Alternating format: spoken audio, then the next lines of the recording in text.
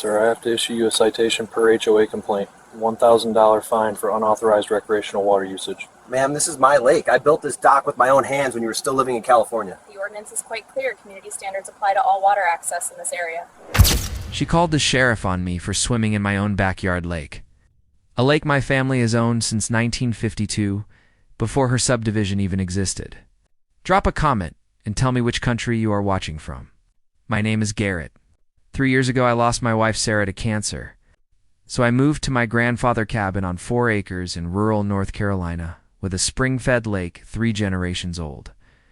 Crystal clear water. Towering pines. I sat on the dock each morning sipping coffee from Sarah's favorite mug, watching trout rise. The silence was therapy. I had spent 20 years as a municipal finance director catching crooked contractors. After Sarah died, the lake became my reason to keep going. Then Karen Whitmore arrived. White BMW plates reading Realtor 1, new subdivision next to my land. Within 6 months, she was HOA president. When I declined her offer to buy my property for 60 cents on the dollar, her smile turned predatory. She found a forgotten 20s water usage ordinance and convinced the county commissioners, who were her former real estate clients, to amend it retroactively. Suddenly, any lake activity within 500 feet of residential developments required HOA approval. My lake, which had existed 70 years before her subdivision was born, was now subject to Karen authority. She called the sheriff. Deputy Martinez pulled up my driveway looking as confused as I felt. "Sir, I have to issue a citation per HOA complaint," he said, barely keeping a straight face. $1,000 fine for unauthorized recreational water usage? I stood there dripping wet. "Ma, this is my lake," I said. "I built this dock when you were still in California." 2 weeks later, she brought Randy Morrison and an ill-fitting county inspector. Uniform, demanding a business license for what he called an aquaculture facility. $500 daily fines until I complied. That night, my experience kicked in. Randy credentials had expired 2 years ago. Not legally authorized to inspect a lemonade stand. I filed with the state licensing board. Randy had been running the same scam across 3 counties.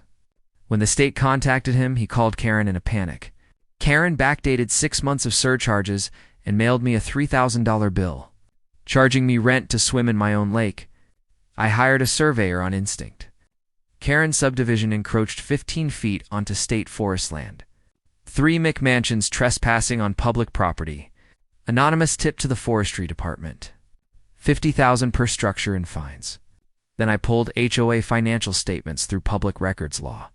Karen Husband Landscaping Company billed $45,000 for work worth $18,000. Pool maintenance billed as daily, performed weekly. Legal fees paid to her personal divorce attorney using community funds. My attorney, Patricia, found the real bombshell. The subdivision was built on an emergency housing variance expiring in 6 months. If not renewed, 31 of 47 houses faced demolition. Monthly assessments would jump from $320 to $940. Karen had known this the entire time, while her harassment campaign had destroyed her chances of renewal with the very commissioners she needed. The original HOA charter had one more surprise. Any property owner within 1,000 feet could petition to join as a voting member. My 4-acre property qualified. As the largest parcel, I would control 31% of all votes. Karen spent months trying to control my land through the HOA.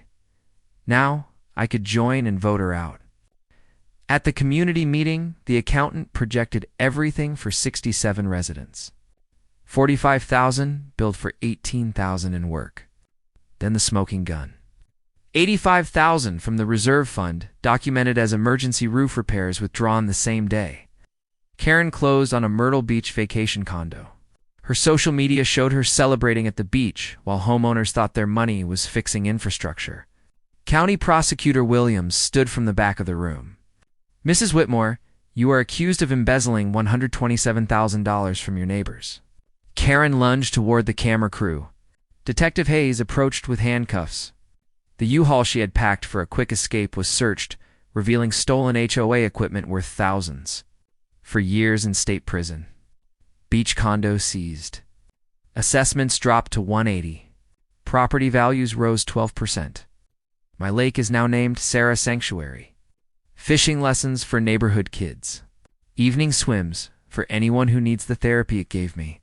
The sound of children playing in that water would have made Sarah smile. If this story hit different, smash that like button, subscribe, and drop a comment below. What would you have done in my place?